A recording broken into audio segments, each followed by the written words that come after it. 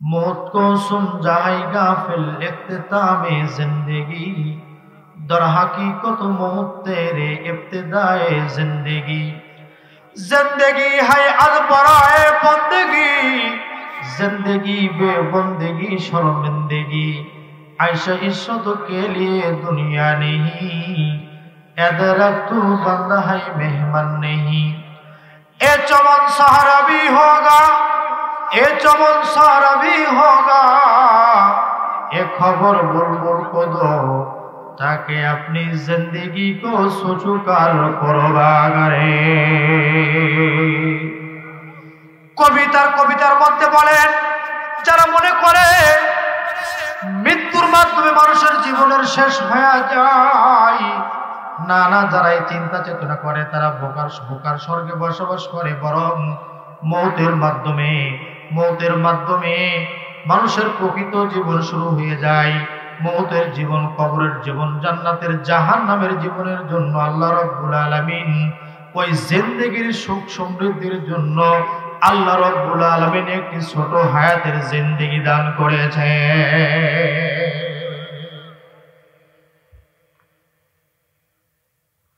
আমার ভাইয়েরা, আমার বাবারা, নির্ধারিত সময় মালাকুল মউত সামনে হাজির হয়ে যাবে।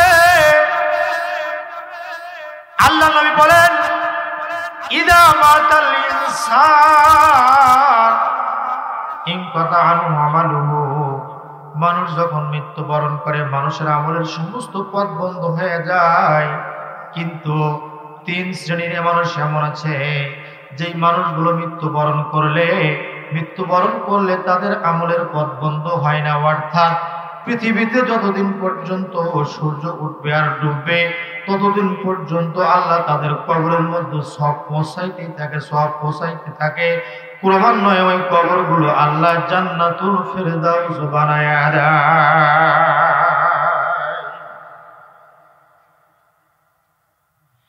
আজকে যুব সমাজের জালসা, খলিফাতুল মুসলিমিন হযরত ওমর রাদিয়াল্লাহু তাআলা বসা এমন সময়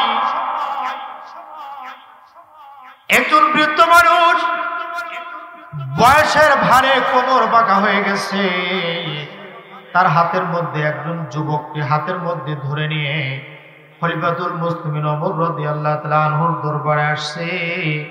আসার পরে বলতেছেন, খলিফাতুল মুসলিমিন, আপনার কাছে একটা বিচার দেওয়ার জন্য আসছি। কারণ হলো, দুনিয়ার কোনো জায়গায় যদি বিচার না পাই আপনার কাছে আসছি, অবশ্যই আপনার কাছে আমি ন্যায় বিচার পাবো। কথা বলেন ঠিক কিনা?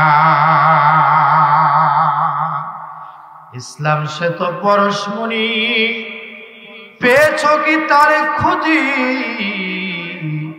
পরশে তাহার শোনা হলো যারা, তাদেরই মরা বুঝি। বলেছেন হযরত রাসূল, শেষ পয়গম্বর, আমার পরে যদি নবী হতো কেউ, ঠিক সেই হতো আমার। কথা বলেন ঠিক কিনা?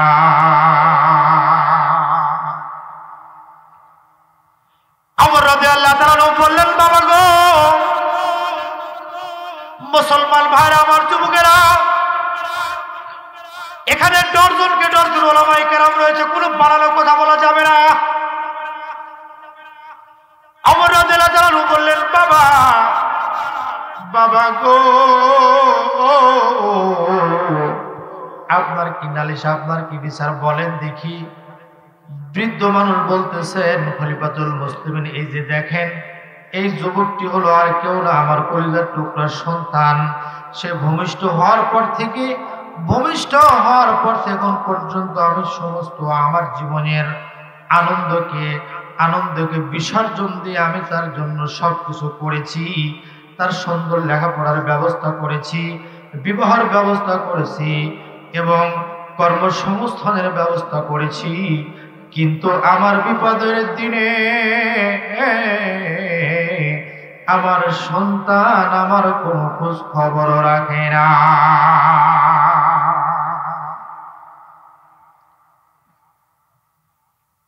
ওমর রাদিয়াল্লাহু তাআলা যুবককে লক্ষ্য করে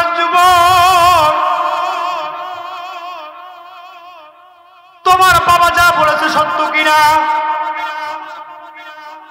যুবক খলিফাতুল মুসলিমিন ওমর রাদিয়াল্লাহু তাআলাকে লক্ষ্য করে বলেন, খলিফাতুল মুসলিমিন, আমার বাবা যা বলেছে 100 সত্য, কোনো সমস্যা নাই।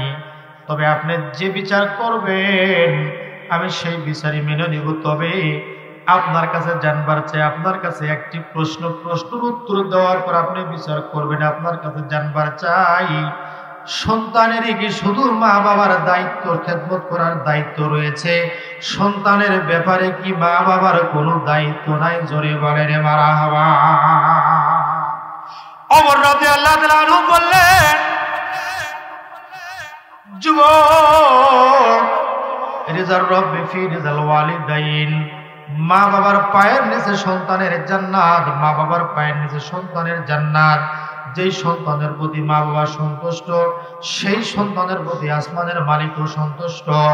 তবে এই মা বাবার জন্য সন্তানের ব্যাপারে 3টি হক রয়েছে। জোরে কথা বলেন, কয়টি হক? 3টি হক। তার আগে আমি বলতে চাই, আমি আপনাদের সম্মুখে যে আয়াত তেলাওয়াত করেছি, আল্লাহ রাব্বুল আলামিন জান্নাতীদেরকে জান্নাতে দিবেন। জোরে বলেন সুবহানাল্লাহ। জাহান্নামীদের জাহান্নামে দেওয়ার পরে জান্নাত আর জান্নাতি আর জাহান্নামীদের মাঝে একটা গ্লাস ফিট করে দিবে।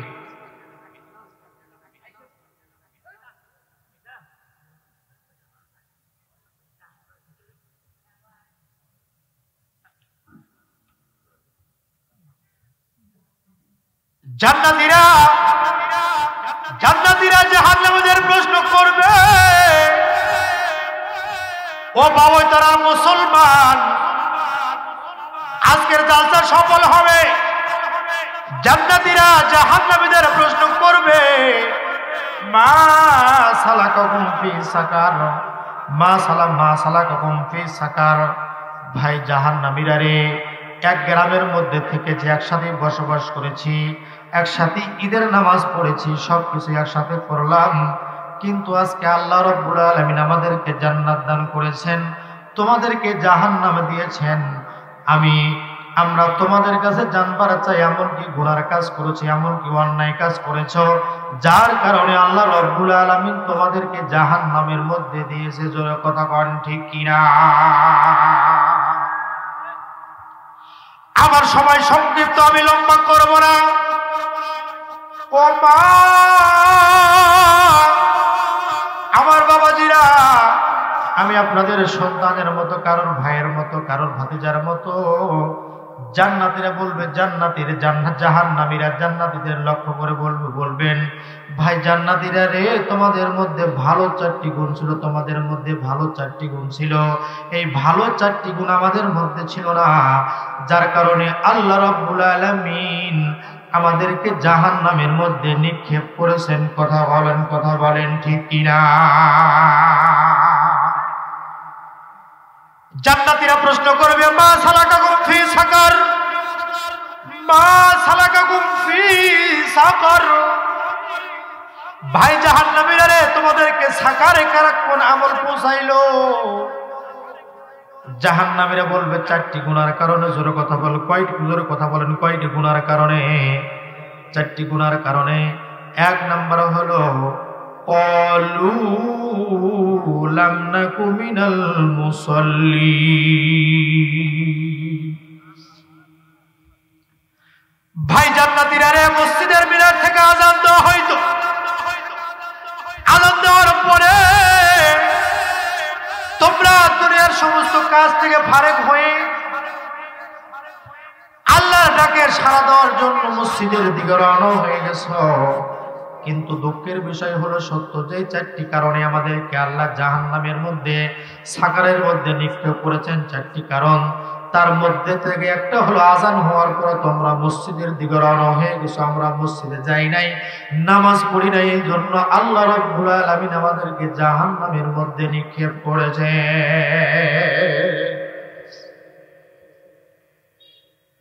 এখান থেকে আমি আপনাদের বলতে চাই, সাইয়্যিদুল আমাল বাদাল ঈমান, ঈমানের পরে ইসলাম ধর্মের মুসলমানদের সবচেয়ে বড় আমলের নাম হলো নামাজ। নবী বলেন আস-সালাতু মিফতাহুল জান্নাহ, মান আকামাস সালাহ আকামাদ-দ্বীন। যে নামাজ কায়েম করলো সে ইসলাম ধর্মকে বাস্তবায়ন করলো, যে নামাজকে ধ্বংস করলো সে ইসলাম ধর্মকে ধ্বংস করলো। যে ব্যক্তি নামাজ পড়বে কিয়ামতের দিন জান্নাতের গেটের মধ্যে তালা থাকবে। যাদের নামাজ ঠিক থাকবে তারা নামাজ নামক চাবি দিয়ে জান্নাতের গেটের মধ্যে তালা খুলে জান্নাতের মধ্যে প্রবেশ করো। তৃতীয় নাম্বার আমল হলো, তৃতীয় নাম্বার গুনাহ হলো বাংলাদেশের বাজার যেই গুনার মাধ্যমে গরম। وَكُنَّا نَخُوضُ مَعَ الْخَائِضِينَ।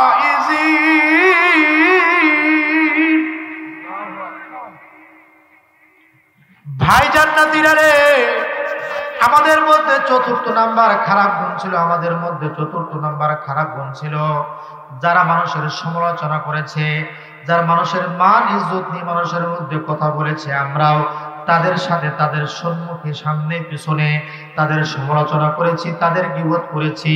গীবত করার কারণে আল্লাহ রব্বুল আলামিন আমাদেরকে জাহান্নামের মধ্যে দিয়েছেন। এ মুসলমান,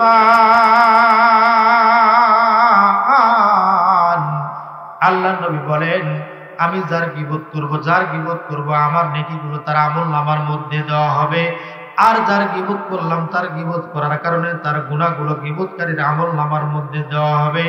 কাল কিয়ামতের ময়দানে গীবতের গুনার পাল্লা ভারী হবে, আল্লাহ গীবতকারীকে জাহান্নামের মধ্যে নিক্ষেপ করবেন। বলেন নাউযুবিল্লাহ। চতুর্থ নাম্বার আমল হলো وَكُنَّا نُكَذِّبُ بِيَوْمِ الدِّينِ।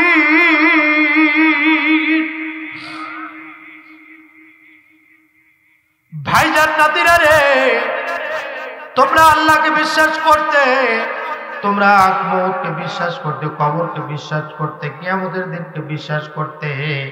আমরা কিয়ামতকে বিশ্বাস করতাম না, কবরকে বিশ্বাস করতাম না। আমরা মনে করতাম মৃত্যুবরণ করার সঙ্গে সঙ্গে হায়াতের জিন্দেগির অধ্যায়টা শেষ হয়ে যাবে। আমরা চারটি গুনার কারণে, তোমরা তোমাদের মধ্যে চারটি গুনাহ নাই, কিন্তু আমাদের মধ্যে চারটি গুনাহ ছিল, যে গুনার কারণে আল্লাহ রাব্বুল আলামিন আমাদেরকে জাহান্নামের মধ্যে নিক্ষেপ করেছেন। জোরে কথা বলেন কয়টি গুনাহ? আরো জোরে কথা বলেন কয় গুনাহ? চারটি গুনাহ। এক নাম্বার হলো নামাজ পড়ি নাই। জোরে কথা বলেন কি করি নাই? আরো জোরে কথা বলেন কি করি নাই? দ্বিতীয় নাম্বার হলো আমরা আল্লাহ রাব্বুল আলামিন যে অর্থ সম্পদ দিয়েছিল, অর্থ সম্পদ থেকে আল্লাহর রাস্তায় দান করি নাই। তৃতীয় নাম্বার হলো মানুষের সমালোচনা করেছি, গীবত করেছি। চতুর্থ নাম্বার হলো কিয়ামতকে অবিশ্বাস করেছি, যার কারণে আল্লাহ রাব্বুল আলামিন আমাদেরকে জাহান্নামে নিক্ষেপ করেছেন। জোরে বলেন নাউযুবিল্লাহ।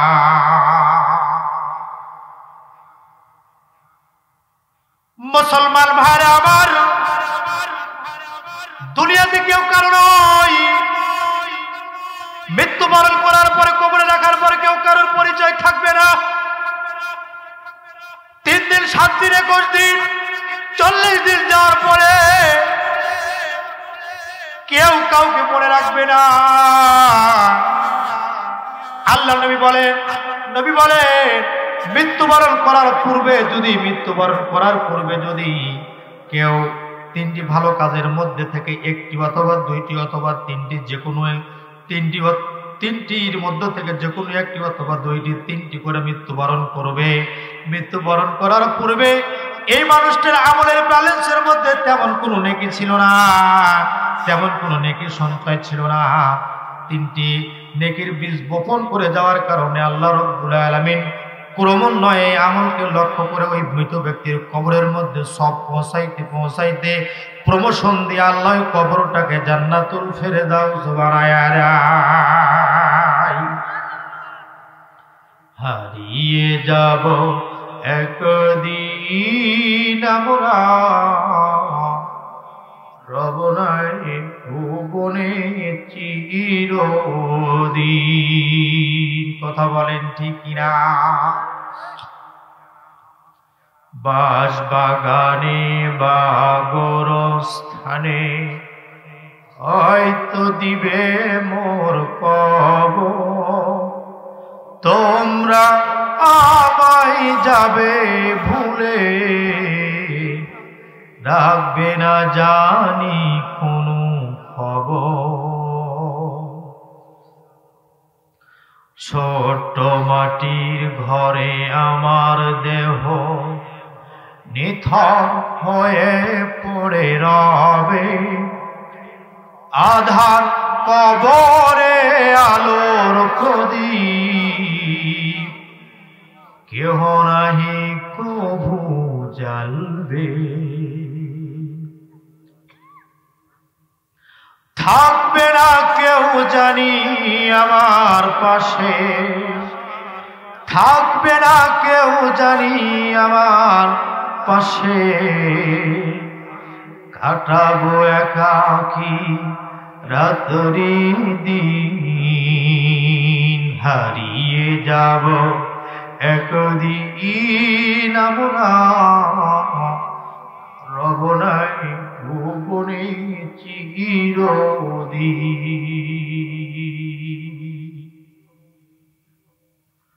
ওগো মা, যদি হারিয়ে যাই, যদি দুনিয়া থেকে চলে যায়, আমলের পথ বন্ধ হয়ে যাবে। কিন্তু 3 শ্রেণীর মানুষের আমলের পথ বন্ধ হবে না।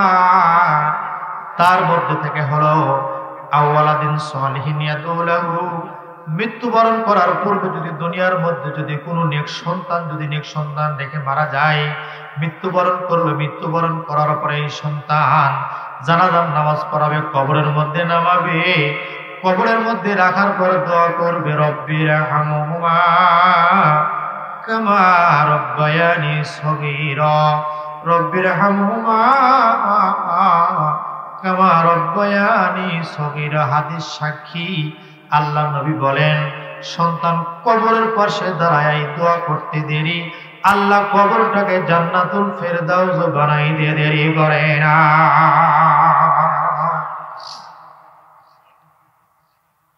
আওয়ালাদিন সালিহিন, আমি অত্যন্ত খুশি হয়েছি। সিরাজগঞ্জ জেলার মধ্যে ঐতিহ্যবাহী গ্রাম বাউইতরা গ্রাম, প্রত্যেকটি জালসার পোস্টারের মধ্যে, হালমিলের মধ্যে দেখি সুদখোর, ঘোষখোর, ড্রিঙ্কার, বাটপার, সিটারদের নাম। আমার অন্তরটা আনন্দে আত্মহারা হয়ে গেছে। আজকের জালসার মধ্যে ওলামায়ে কেরামের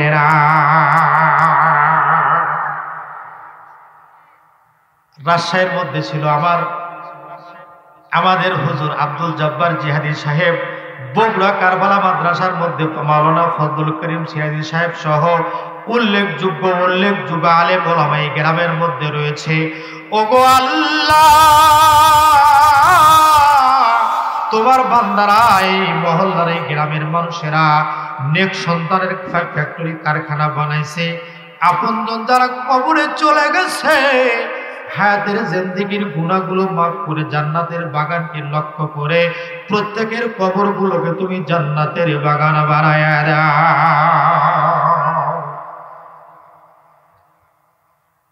আপনারা কি রাগ করতেছেন?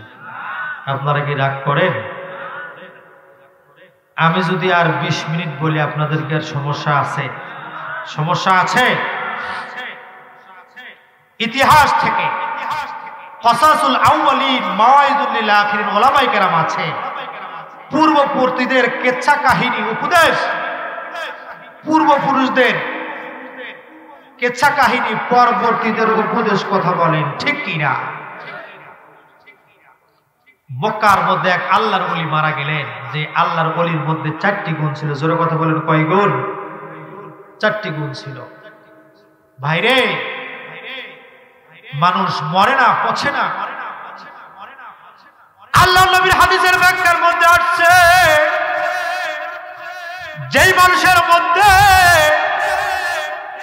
এই 4টি গুণ পাওয়া যাবে, আল্লাহর নবী বলে, হাদিস সাক্ষী, নবী বলেন, কোরআন সাক্ষী, এই মানুষগুলো হাজার হাজার বছর কবরের মধ্যে থাকবে। কবরের মধ্যে লাশ গলা পোছা তো দূরের কথা, তাদের কাফনের কাপড়ের সাথে পর্যন্ত মাটি লাগবে না। মক্কার মধ্যে এক আল্লাহর ওলি মারা গেলেন, তার নাম হলো শায়েখ ওয়াহাব। জোরে কথা বলেন, তার নাম কি?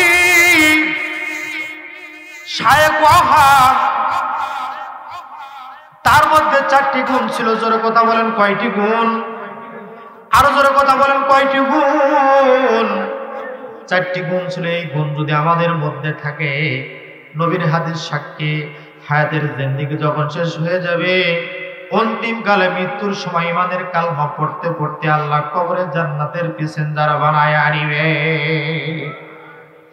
আল্লাহর ওলির মধ্যে 4টি গুণ ছিল। 1 নম্বর হলো হায়াতের জিন্দেগির মধ্যে একটা দিনের জন্য নামাজ কাজা করে না।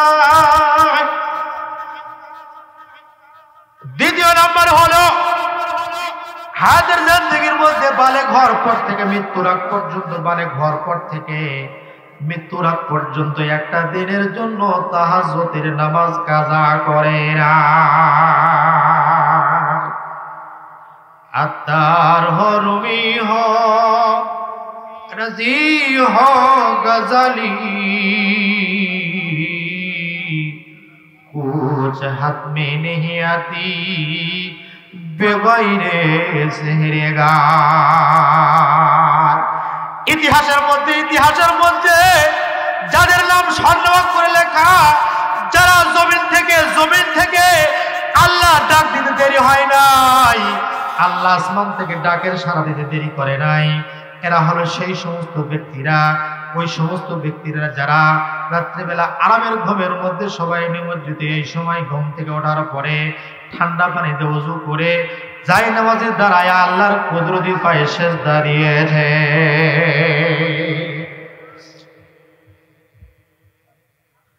রাত দিন 24 ঘন্টার মধ্যে খেয়াল করেন বাবাজিরা রে, ওগো মা,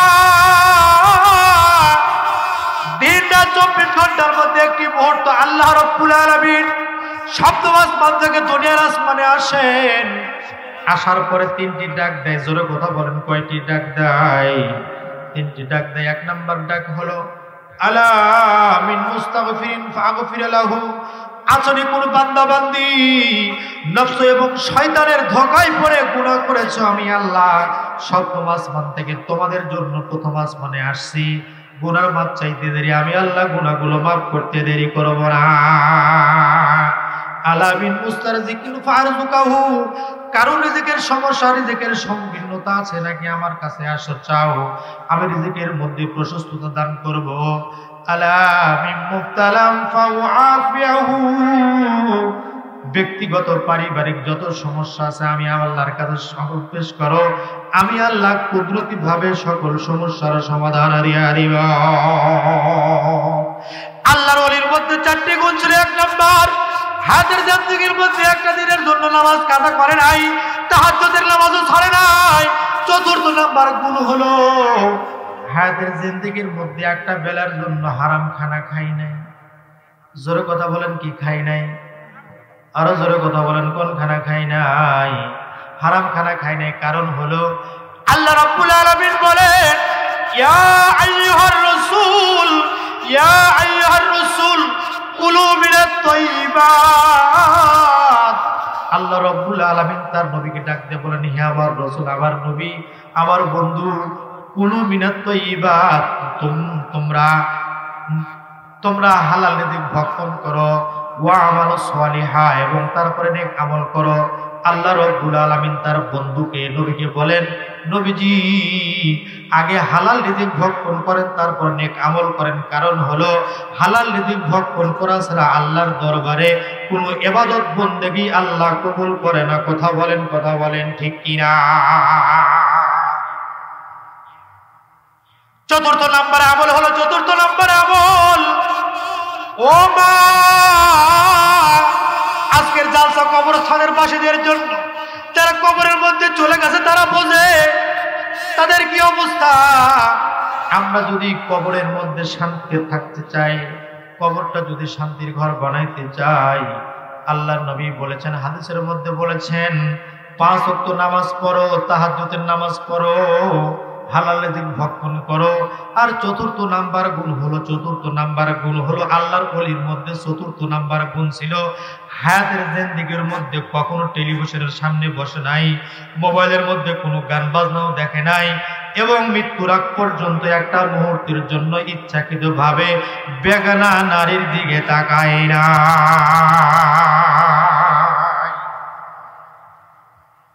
মক্কার বাদশার কাছে দরখাস্ত করা হলো,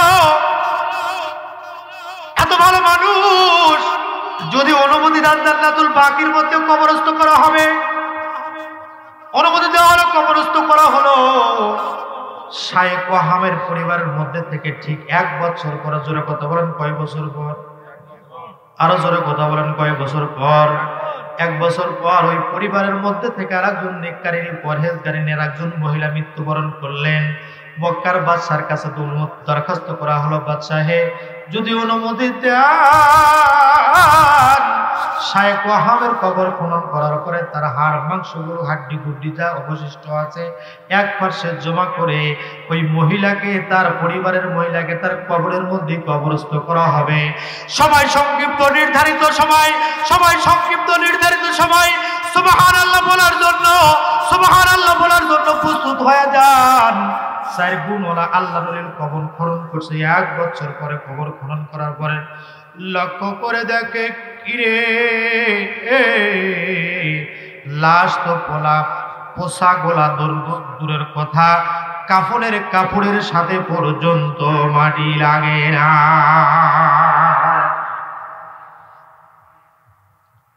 এই ঘটনা আল্লামা তারেক জামিল রহমাত দামাত বারকাতুহু পৃথিবীর মধ্যে বিদগ্ধ আলেম আল্লামা তারেক জামিল দামাত বারকাতুহু লেখেন, লাশের কাপড়ের সাথে পর্যন্ত মাটি লাগে নাই।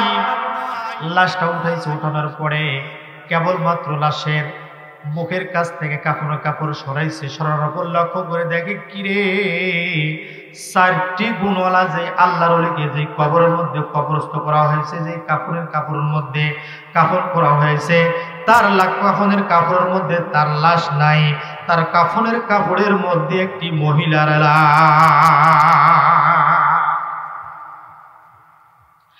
এমন একজন মহিলার লাশ কেউ চেনে না। আপনারা মনে করেন যদি মালসাপাড়া কবরের স্থলের মধ্যে যদি কোন নির্দিষ্ট ব্যক্তিকে কবরস্থ করা হয়েছে, তার কবরের মধ্যে কাপড়ের মধ্যে যদি নির্দিষ্ট ব্যক্তি না থাকে, এই খবর যদি এলাকার মধ্যে ছড়ে যায়, এলাকার মানুষ জমায়েত হবে কি হবে না? কথা বলেন, জোরে কথা বলেন, জমায়েত হবে কি হবে না? ওই সময় হজের মৌসুম চলতেছিল, সবাই এক নজর দেখার জন্য আসছে, কেউ জানে না। হঠাৎ করে একজন ফ্রান্সের হাজি, জোরে কথা বলেন কোন দেশের হাজি? আর জোরে কথা বলেন কোন দেশের হাজি? ফ্রান্সের হাজি লক্ষ্য করে দেখে যেই মানুষটি, যেই মহিলাকে কেউ চেনে না, সেই মহিলাকে সেই ফ্রান্সের হাজি চেনে।